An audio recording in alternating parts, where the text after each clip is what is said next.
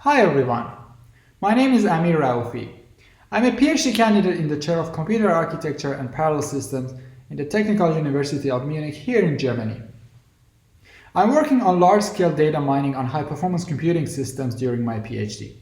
And in this presentation specifically I'll be talking about time series mining at petascale performance. This is about a research paper that we wrote together with the co-authors that you see in this slide. In this presentation, I will show you the state of the art in the analysis of large time series datasets. I will also show you how to use a high-performance computing system to deliver an excellent petascale throughput and efficiently mine and analyze time series data. Time series are everywhere, in all the areas that you see in this slide, in science, in engineering, in industry, literally everywhere. Researchers, engineers and analysts use the historical data, or time series in this case, collected in all these areas to understand the underlying systems that are involved. For instance, researchers in the field of seismology investigate the historical data from earthquakes. And the reason for that is to understand the patterns, causes, and finally predict earthquakes. But what are time series? Time series are the time-tagged series of real-valued sensor readings that are typically collected by the monitoring infrastructures. To understand the behavior of the underlying systems, we need to study and analyze the patterns, similarities, anomalies in these collected time series. This analysis is often computationally expensive, especially for large time series, and it typically involves multiple sensor readings. So there's not only one sensor involved in the monitoring process, but multiple of them are involved. We call the data from a collection of multiple sensors a multidimensional time series. And guess what? It's even harder to mine multidimensional time series in comparison to the data that's coming from a single sensor. To put this in perspective, here we use two real-world examples as the context of time series mining problem. The reason for this choice is that our research team is involved in solving these two specific problems. On the left side, we show an industrial problem specifically from Munich power generation facilities, namely a power plant. This power plant uses two gas turbines for power generation, and each of these turbines are equipped with 14 sensors for monitoring. This results in generation of almost half a terabyte of raw multidimensional time series data per day. And this data is then used to understand and model the combustion process and improve the efficiency of power generation. And of course, we need time series mining for that. On the right side, we have another example from monitoring infrastructure in a data center in Munich, specifically the Leibniz Supercomputing Center. This data center uses a database called DCDB to collect fine-grained performance metrics from a petascale system, the SuperMUC NG. They gather almost 1 terabyte of raw multidimensional time series data per day. This data is analyzed for various purposes, such as power consumption optimization and better job scheduling. Of course, this data is pre-processed and filtered before performing complex analysis that we discussed today, but it's important to know how huge these problems are. These two problems have two main similarities. First is the large volume of raw data that's involved. And secondly, they both deal with multidimensional time series data formats. And why do you think is the mining step on these large data sets so important? The reason for that is that mining similarities in the data sets, such as the ones that we discussed, is an early step in the analysis pipeline to better understand the data. And it can also help in creation of AI models. Of course, there are various methods to address the mining of multidimensional time series. But in this talk specifically, we'll only focus on the approach of matrix profile. So what is a matrix profile? We introduce it here with a simplified example. Given an input time series, essentially a stream of real value data, we are here interested in finding similar snapshots. For instance, consider only the following snapshots that are highlighted on this stream. If we take a closer look, we are interested in finding the similar pairs. For example, given these 6 patterns, we are interested to find out which one is the most similar to, for instance, the blue one, or the red one, or the orange one, and so on. And this can be done by characterizing the similarities of these patterns using a distance matrix. Let's say we compute the pairwise Euclidean distances of these patterns and organize them into a matrix. Here we have illustration for such a distance matrix, and in this illustration we used blue color for similarity and white for dissimilarity. As we can see, the diagonal elements are in dark blue, which is the trivial solution for the similarity as you would expect. But the trivial solution aside, we can find the most similar patterns to a specific one by looking for the maximum similarity in a specific row of the matrix. Doing that results in the following 2 similarity annotation vectors. An integer vector that for a specific snapshot points to the most similar snapshot. For instance, the most similar to the blue snapshot here is the red one. The second vector is the distances to the most similar snapshots. The first vector is called the matrix profile index, and the second one is called the matrix profile. Matrix profile is more than just finding the similarities among a few selected snapshots. It computes a full distance matrix for all the snapshots of a time series. These snapshots are derived by rolling a window of a specific size over the whole time series. And as a result, a large distance matrix needs to be evaluated.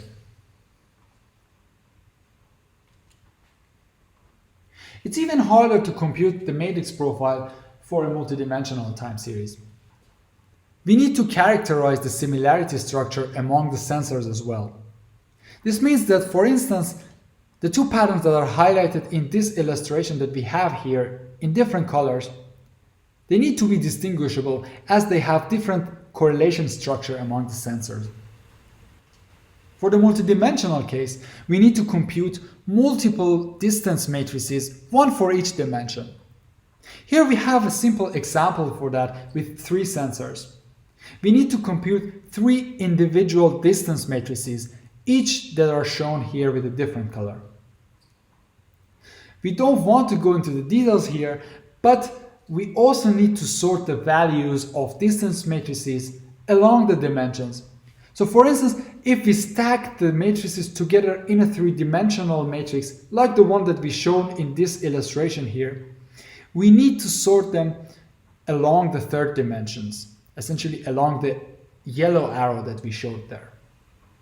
This is important to allow distinguishing the correlation structures among the sensors, the one that I mentioned earlier. This sorting introduces a lot of difficulties for the computation of the matrix profile. And remember this because we will have to get back to this for the optimizations. Computing a matrix profile is a very expensive task. It requires evaluation of multiple huge distance matrices in large problems and many batches of sort operations. However, given a matrix profile, many time series mining tasks are basically for free. The generated similarity annotations can be used for finding clusters in time series, for anomaly detection, regime changes, and many other time series mining tasks like the one that you see in this slide. In our paper, we have an example to show how the matrix profile analysis can be used for automatic semantic segmentation in multidimensional time series. Here we briefly discuss this example. We used a fabricated dataset of 3 sensors that are annotated here in this graph with sensors 1 and 2 and 3. In this dataset, we introduced various regions with different correlation structures among the sensors. We then computed the matrix profiles, which is illustrated here in black, and only using this similarity annotation from the matrix profile analysis, we were able to successfully find the similarity regions and regime changes. You could see these similarities, for instance, on this graph, and they're highlighted in different colors. The existing approaches in the literature typically address single-dimensional time series. There's a GPU-based algorithm for that. There's also a cloud-based solution and also an MPI-based solution, which is also done in our research group. But the multidimensional analysis is only limited to a Python and MATLAB prototype. And this is absolutely not sufficient for real-world large time series datasets. For this reason, we introduced a parallel algorithm to perform computation of the matrix profile for multidimensional time series on a distributed memory system. We implemented it in MPI and highly optimized it for CPU-based systems. And with that, we were now able to perform the analysis for very large, high-dimensional problems efficiently and with excellent throughput. Our algorithm is called MPN. It's built on top of the state-of-the-art matrix-free approaches, meaning that we don't need to explicitly store the distance matrices, and the storage is done only partially. It uses a numerically stable, in-place iterative formulation for the computation of the distance matrices. And it incrementally updates the resulting similarity annotations using element-wise minimum and argmin operations. We have a simple illustration for that here. Here we illustrated a three-dimensional case with 3 sensors. The distance matrix for each of these sensors here is illustrated with a different color, and the resulting matrix profiles is illustrated with the white cubes on top. In each iteration, we compute one row of the distance matrix for all the sensors. For instance, here, the active rows are highlighted with dark colors. Then we sort the computed rows across the third dimension and update the resulting annotations using minimum and argmin operations. We then proceed to the next row, compute the distances, sort, update, and this goes on for the rest of the iterations, till we get to the end of the matrix. To run this efficiently and get to a petascale performance, we needed to do many optimization steps. This includes manual vectorization, data alignment, prefetching, cache blocking, and so on, you name it. Here, however, we only discuss the most important optimization step. We implemented a data layout that's suitable for the compute kernels. Remember the problem that I mentioned earlier regarding the sort operations? Here's how it's resolved. In order for the both distance computation and sorting kernels to run efficiently, we used buffers with transpose layout for different kernels. This allows the vectorized update and sort kernels run with high performance. We also considered the similarity structure of the distance matrices. We only computed half of the distance matrix and prevented the redundant computations. Our parallel distributed memory algorithm relies on partitioning of time series along the records or timestamps. Consequently, we partition the distance matrices into submatrices and compute them independently on different cores. At the end of computation, we aggregate and summarize the partial results. And this aggregation is realized using MPI custom reduction operations. These reductions result in an aggregation step that scales on a petascale system. We implemented these minimum, argminimum immutable custom reductions for that using MPI user-defined reduction interface. Here we have an illustration for these operations. In this illustration, we use 3 processes and aggregate the matrix profiles, by the way they're colored here in blue, and the matrix profile indices that are colored in red, using the reduction operations. So the elements in the corresponding buffers of different processes are compared. And let's say that in this case, the distance profile in the process number 0 has the minimum value among all the values of the processes. And as a result, the corresponding profile and index of this process number 0 will be reduced in the root process of the reduction operation. Same thing happens for the rest of the elements. Our parallel algorithm comprises of 6 phases. The first phase includes the creation of process topologies and communicators that are used during the execution of the application. For instance, consider the following 2D topology of the processes that is created. And also note the triangular tiles that are computed in each processing element or the cores independently. Here we illustrated each of the processes in a different color intensity. Remember this setup phase because this is really important to understand the overheads, and we'll get back to that later in the talk. The second phase is reading the data into the processes.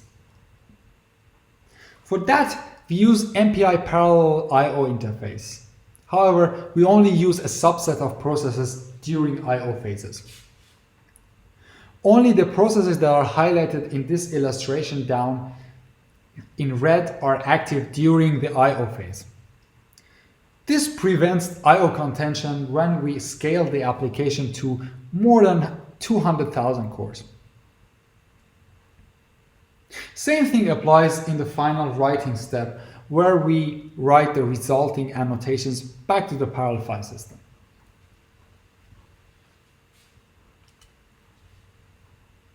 After reading the data, we use MPI broadcast operations to distribute data properly into the processes. For that, we use a column-wise and a row-wise communicator, like the ones that we illustrated down. Here, the processes in the same process set of the MPI communicators are grouped in the same red box.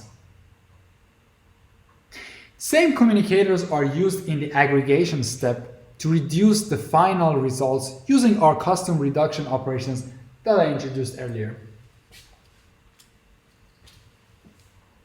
And of course, the kernels are executed after proper distribution of data on the processes. And now on top, you see all the 6 phases of the application, starting with the setup phase and ending with the parallel write back to the file system. And with that, we were able to efficiently run multidimensional matrix profile computation on a petascale system. So we achieved 1.3 petaflops of performance for the computation on the SuperMOOC NG system in the Leibniz Supercomputing Center. And we used 86% of the system resources for that. The SuperMOOC NG is ranked number 9 in the top 500 list as of today, and it has Skylake-based processors. Note that this is an excellent performance for time series mining problem, especially considering that we started with the Python prototype as the base code. We further analyzed the performance of parallel computation of matrix profile on the SuperMOOC NG system. As we mentioned earlier, we used a numerically stable formulation in our implementations, and for this reason, the resulting matrix profiles from the parallel execution fully match the sequential ones. We analyzed also the single core performance of our code and learned that the sorting kernel comprised around 80% of the runtime for large problem sizes. And for this reason, we further dig into the sorting kernels. So we analyzed the performance of sorting kernels when different leading sorting libraries are used. We concluded that AVX512 Bitonic sort beats other implementation for large problem sizes, and it even outperforms the vendor implementation. We also studied the memory bandwidth utilization of our code and learned that our application can utilize the full bandwidth utilization of nodes of SuperMOOC NG. And the values for bandwidth utilization that we got are very similar to what we achieved with Stream Benchmark. We also conducted strong and weak scaling experiments. We will get back to the weak scaling result in a bit. We learned that for medium-sized problems, the efficiency of strong scaling on 25% of the system resources dropped to around 64%. However, this is not a big issue for large problem sizes, and we will get back to that in a bit and argue it. Also, to understand the overheads, we analyzed and modeled different phases of the application. And with that, we learned that the communicator setup phase is the main overhead for large setups. It's also worth mentioning that in our experiments, we conducted and computed the world's largest and fastest multidimensional matrix profile ever computed. To give you a perspective of the result of our application MPN, we here present the weak scaling result on the SuperMOOC NG system. As you can see here, the kernel execution scales perfectly, but this is not the case for the setup phase. Especially once we go above one island, which corresponds to 4 network hubs in the fat tree topology of the system interconnect. We further analyzed this scaling problem and traced it back to the implementation of MPI comp split operations that we used in the setup phase. We compared MPI comp split operations in 2 different MPI implementations that are available on the system and observed significant scalability differences. The vendor implementation starts off very good, but OpenMPI outperforms that significantly for a large number of cores. And with this experiment, we concluded that the efficiency reduction that we observe in the scaling experiments is related to the MPI implementation and not our application. So to better understand these overheads, we further analytically and experimentally modeled the performance of the application. And with our model, we were able to verify that the vendor's MPI comp split implementation was in fact the main overhead and needs to be fixed. We also learned that the setup overhead is amortized for larger problem sizes and is no longer a big issue in fact.